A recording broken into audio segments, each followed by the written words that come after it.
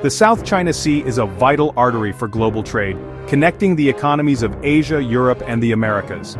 Every day, thousands of ships navigate these waters, carrying everything from electronics and oil to food and raw materials. With trillions of dollars in goods passing through each year, any disruption here would send shockwaves through the global economy, affecting supply chains and prices worldwide. Beneath its waters lie not only rich reserves of oil and gas, but also some of the world's most productive fishing grounds, resources that millions depend on for their livelihoods and energy needs. But this region is now one of the world's most dangerous flashpoints, where military ships from rival nations often find themselves in tense, unpredictable standoffs. China claims almost the entire sea, drawing a sweeping 9-dash line that overlaps with the exclusive economic zones of the Philippines, Vietnam, Malaysia, and Brunei, ignoring international rulings and the protests of its neighbors. For the Philippines, these waters are not just lines on a map. They are sovereign territory, a source of national pride, and a lifeline for coastal communities who rely on fishing to survive. Chinese vessels patrol aggressively, blocking access, harassing local fishermen, and sometimes even ramming or using water cannons to drive them away. The result is a daily simmering conflict, a high-stakes game of cat and mouse that could erupt into violence at any moment, with the world watching anxiously. Any major clash here would not only disrupt global supply chains, but could also draw in major powers, including the United States, which has pledged to defend its allies and keep these sea lanes open. The South China Sea has become a symbol of the struggle between might and right, where international law is tested by raw power and the fate of millions hangs in the balance. On August 11, 2025, a single miscalculation exposed just how dangerous this standoff has become, sending shockwaves through governments and newsrooms around the world.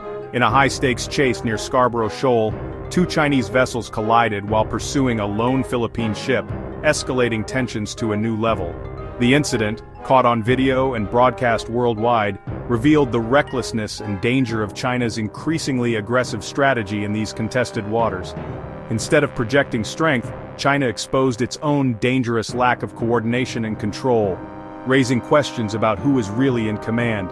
This event is a stark reminder of how quickly things can spiral out of control in these contested waters, and how the world's attention can shift in an instant to this volatile maritime powder keg.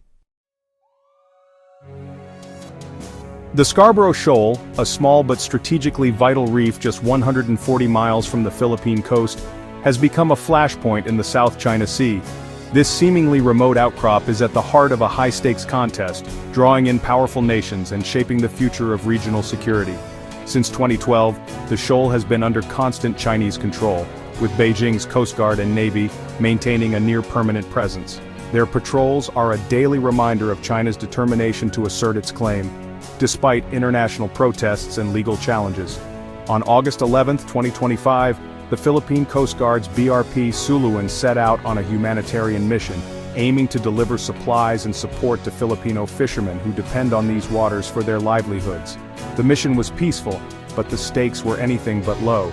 China responded swiftly and forcefully, dispatching not only a Coast Guard cutter but, in a rare move, a powerful Navy destroyer, the Gilan. The deployment of such a warship to a civilian operation was a clear signal. China was willing to escalate. The presence of a heavily armed warship in what should have been a routine humanitarian mission marked a major escalation, raising fears of a direct military confrontation in these contested waters. The Chinese ships maneuvered aggressively, attempting to block the BRP Suluan from reaching the Filipino fishermen. Their actions were meant to enforce Beijing's sweeping territorial claim and intimidate the Philippine crew. Outnumbered and outgunned, the Philippine vessel relied on professionalism, restraint, and the backing of international law. Their mission was not just about supplies, but about standing up for their nation's rights. What followed was not just another tense standoff, but a dramatic and unexpected turn of events. A spectacular failure for China that would reverberate far beyond the shoal. In their aggressive pursuit, the Chinese Coast Guard cutter and the Navy destroyer collided with each other, a shocking blunder in full view of the world. The crash caused significant damage to both vessels, exposing the recklessness and lack of coordination in China's tactics. The incident was a stark reminder of how quickly brinkmanship can spiral out of control. The world watched as chaos unfolded behind China's carefully crafted image of maritime strength. The incident was broadcast globally, undermining Beijing's narrative of control and discipline.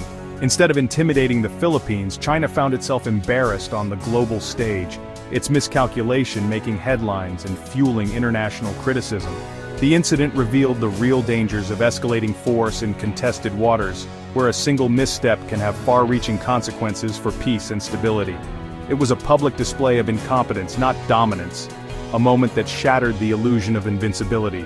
The stage was now set for international scrutiny, rising tensions, and a renewed debate over the future of the South China Sea. The BRP Suluan pressed on towards Scarborough Shoal, its crew bracing for confrontation as the tension in the air was almost palpable. The South China Sea, already a flashpoint for regional disputes, had rarely seen such a high-stakes encounter unfold so rapidly. As Chinese vessels moved to intercept, their intentions were clear: to block the Philippine ship's advance and assert dominance over the contested waters. The Chinese Coast Guard cutter fired high-pressure water cannons, unleashing torrents of water in an aggressive attempt to force the Philippine ship off course and intimidate its crew. The Filipino crew held firm, documenting the harassment with steady hands, determined to show the world what was happening in these disputed waters. The massive planned destroyer, Gilan, shadowed the chase, its imposing silhouette looming over the smaller vessel and amplifying the threat with every passing moment.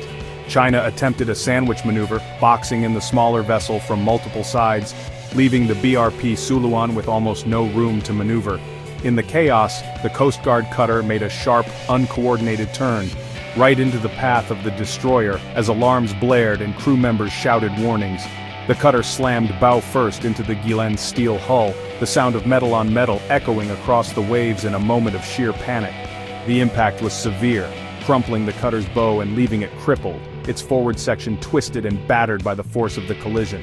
Footage showed Chinese crew thrown off balance by the crash, scrambling to regain their footing as chaos erupted on deck. Miraculously, no casualties were reported, but the risk was enormous. One wrong move could have led to disaster for both sides.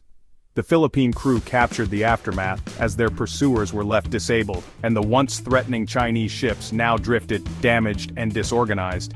The incident was a stunning failure of seamanship and coordination, quickly becoming the subject of international scrutiny and debate. China's attempt at intimidation ended in self-inflicted humiliation, a stark reminder of the dangers of brinkmanship at sea. After the collision, Manila and Beijing offered starkly different accounts. The Philippines released video evidence condemning China's reckless actions and appealing to the international community. Their message: this was unprovoked aggression in Philippine waters. China, meanwhile, downplayed the incident, omitting any mention of the collision. Beijing accused the Philippines of intruding into Chinese waters, insisting their response was lawful. The Chinese narrative ignored the embarrassing crash, trying to preserve an image of competence. The contrast highlighted the deep divide, one side relying on transparency and law, the other on information control. The world saw the evidence, and the risks of unchecked aggression. The collision was the result of China's deliberate, dangerous strategy in the South China Sea. For years, China has used intimidation, water cannons, blocking maneuvers, and physical contact to assert control. These tactics are aggressive but designed to avoid outright war. The involvement of a Navy destroyer in a law enforcement action marked a disturbing escalation. Such moves blur the line between policing and military intimidation, raising the risk of fatal miscalculation. The August collision exposed a critical flaw. China's aggression endangers not just others but its own forces. The lack of coordination led to a humiliating, self-inflicted wound. This policy of intimidation is proving dangerously unstable. The August 2025 collision is just the latest in a series of escalating confrontations. China has used floating barriers, water cannons, and even medieval-style boarding actions to enforce its claims. Incidents have included ramming, sideswiping, and armed brawls, pushing the boundaries of acceptable conduct. Each event normalizes aggression and raises the stakes. The latest crash is part of a long, dangerous pattern of confrontation. Every clash in the South China Sea risks spiraling into a wider conflict. The recent collision could have been catastrophic if a Philippine vessel had been struck. The death of a Filipino service member could trigger the U.S.-Philippines Mutual Defense Treaty, drawing in the United States. This transforms regional disputes into global security threats. China's gray zone tactics aim to avoid crossing red lines, but reckless maneuvers make accidents likely.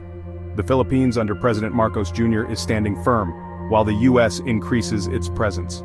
The region is a volatile triangle. One misstep could ignite a conflict no one wants. The stakes are nothing less than war and peace between major powers. The collision's impact extends far beyond Asia. The South China Sea is a superhighway for global trade. Any conflict here would disrupt supply chains and trigger economic turmoil worldwide. This is also a test of the international rules-based order. China's actions challenge the principle that disputes should be settled by law, not force. For Southeast Asians, it's about sovereignty and survival. Fishermen are losing livelihoods and nations are fighting for dignity. The courage of the Philippine Coast Guard is a symbol of resistance against bullying. The world is watching. Will international law prevail, or will might make right? The embarrassing collision is a warning about the dangers of unchecked aggression. The outcome will shape the security and prosperity of the 21st century. What happens in the South China Sea will affect us all.